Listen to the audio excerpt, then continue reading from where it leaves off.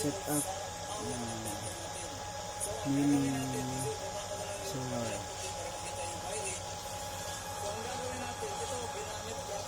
Ayan load, sila, wifi, ceiling fan,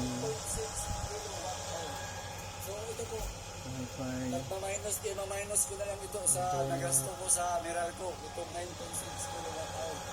Load is 37.3 watts. Itong galing na output doon sa 220 natin, ilalagay na natin sa PTS natin.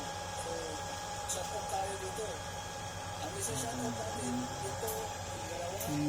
So, ito, ilang naka-standby. Ang Saga, kami sa wifi, kami sa ceiling fan, kami sa